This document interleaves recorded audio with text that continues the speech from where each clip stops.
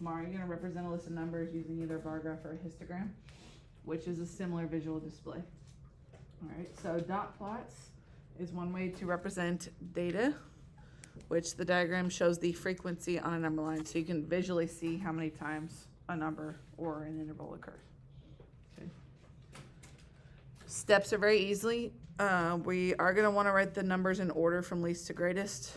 It is much easier to see that way, and that way you don't miss something. So when you're copying them down in your homework, since you only have a few assigned, copy them down in order. It's a little bit easier that way. Make a number line that starts with the smallest data point and ends with the largest one, and make sure, try and space them as evenly as you can. Okay. Tomorrow spacing is going to matter, and you're going to have to be pretty exact with that. You're going to plot the dots above the number line and stack them where there's more than one, and try and make them as evenly spaced as well. All right. And then if appropriate, include a label for the number line.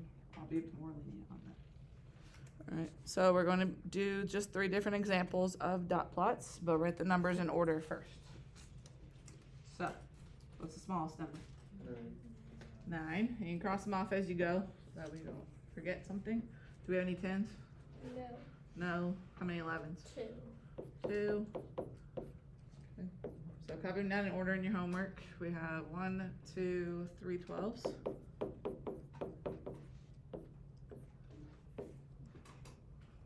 And 1, 2, 3 13s.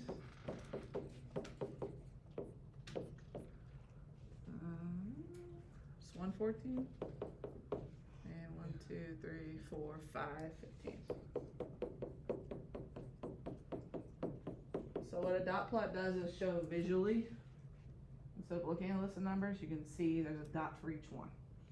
So although we don't have any 10s, you will need a spot for 10 on your number line. Okay, so you can't leave that out. So try and make your line as straight as you can. Alright, doesn't have to be super duper long. Alright, since our numbers are not spaced that far apart, it goes 9 through 15. So you'll need 9. We do need 10. You cannot skip any numbers. That goes for today and tomorrow. So make sure that you account for everything. I drew mine a little bit long. That's okay. But you start with your smallest number and end with your biggest. So I shouldn't have gone that long, but that's good. Alright. So since we have 1 9, 1 dot on 9. Or above 9. Easy enough? No dots on 10. 2 dots on 11. Try and put the first one in line with the other one on 9, but if you use the lines on your notebook paper, it should be pretty easy to do that. 3 12s. So try and space them out appropriately, because you might be asked questions later based on how many dots are in them, so you want to be able to tell which ones have more. 3 13s. That should be hopefully close to equal to the 12s visually. 1 on 14, and then 5 on 15.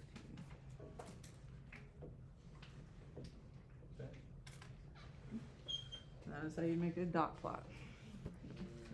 So, if I asked you a few follow-up questions, okay, which I might do more so tomorrow, this would be what's called skewed, and we're going to talk about it tomorrow because it is heavily weighted on one side of the data values, so way more 15s. Now, if these were test scores, let's say, would the average, we talked about this last week, would the average be very accurate? No. Not really. I'd probably go for the median, which would be the halfway point. Now, if you had to find the medians on this, and there might be like just kind of a basic question, you would start further out. Like, yes, you have the number display, but you could start further out on the dots. So 1, 2, 3, 4, 5, 6, 7, 8, 9. So 13 would be the median, but if you count in number wise, you could do that also. So the median would be right smack in the middle. The average would probably be pulled down a little bit because that 9 is dragging some stuff down. Okay, so the median would probably be the best for that. But you might be asked some questions later on about where the median and the mean would fall, depending on the shape. But we're going to talk more about shape tomorrow. Okay, easy?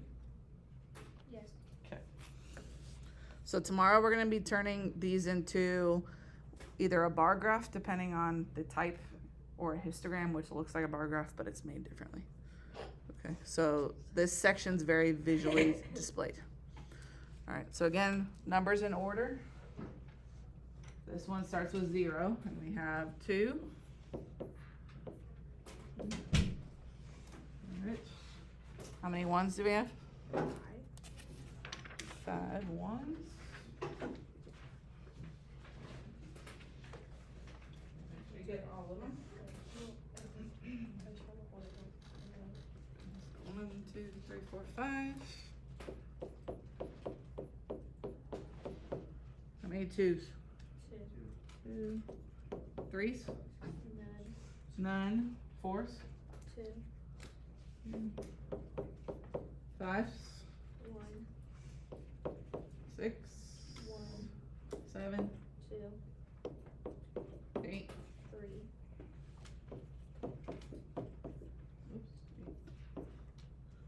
8. And 1 9?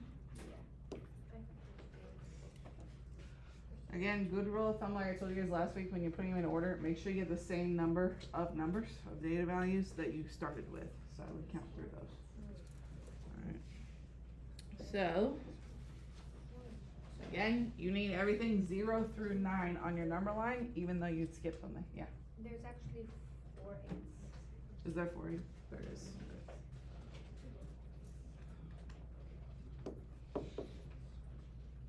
Alright, so 2, 4, 6, 8, 10, 12, 14, 16, 18, 20.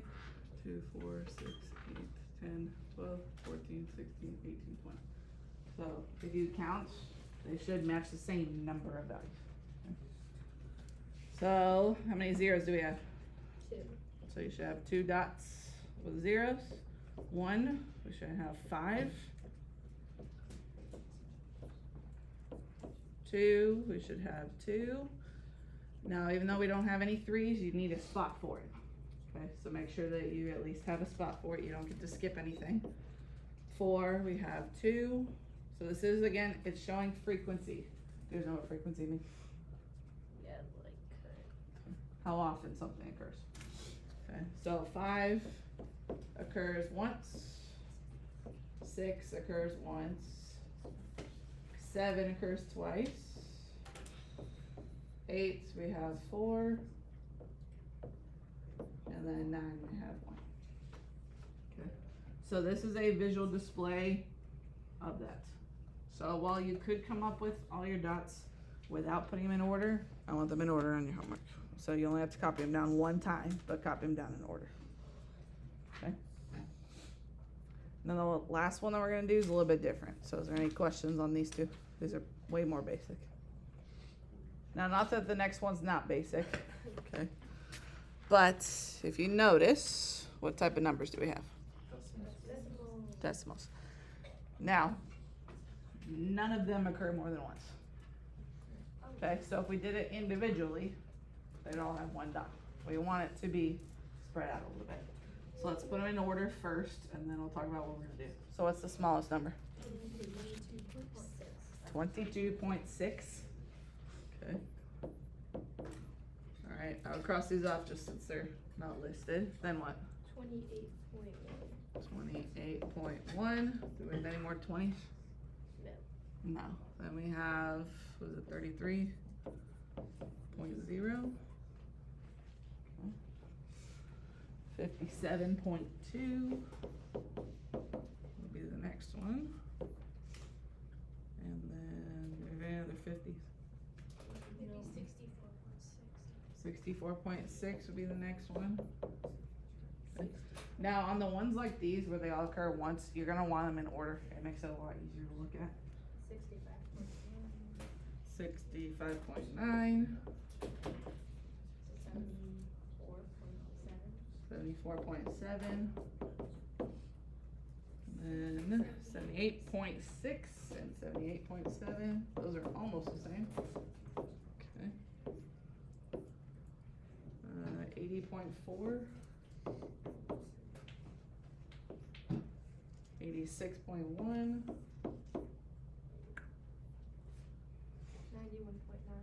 91.9. 93.2. And 96.4. 1, 2, 3, 4, 5, 6, 7, 8, 9, 11, 12, 13, 14, 10, 12, 14. Okay. So, again, they occur only once. So instead of going on a number line with each data value, you're going to put them into intervals. Now, the intervals are kind of up to you. Okay, and it's a span of numbers. So from something to something, then the next one will be the next group of the same number of values. So, does anyone have one that might make sense? And don't think too hard. 78.6, 78.7. Okay, I think you misunderstood. So, we're going from 22.6 all the way to 96.4. Okay? But we don't want to go by ones. Twos is too big of a span. 10. So you can separate them into 20s, 30s, 40s, 50s, 60s, 70s, 80s, 90s.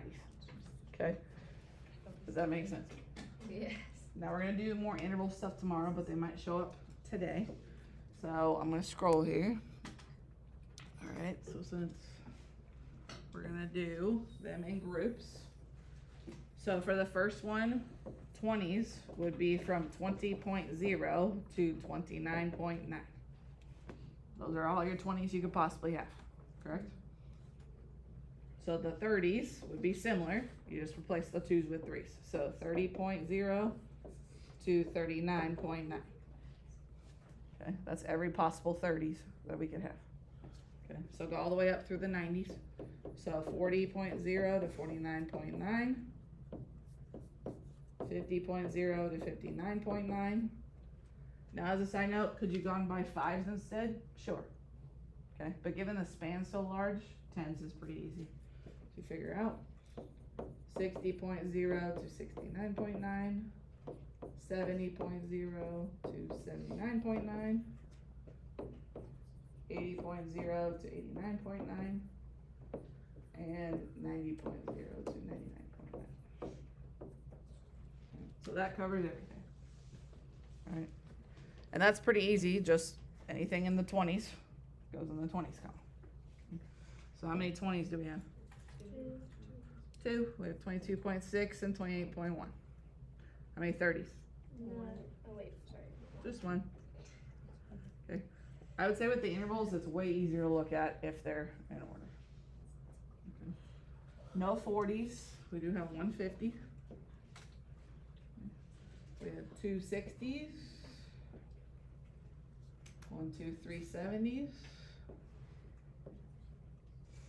2 80s. And 3 90s. So if you do intervals, you have the option of what to do. But given the span is so large, that's from 22 to almost 100. That's a lot. So you want to kind of keep them split up. All right. That's the toughest you'll probably see today. Tomorrow, again, it's going to be similar. So we're going to be making either a bar graph or what's called a histogram, which is kind of a version of a bar graph. It's very similar. So the bar height will be kind of similar to a dot plot. You're just going to see a lot of different types, and you need to know how to interpret information from them. So I did split them up over 2 days because we have the time left in this last month to kind of split it up. All right. So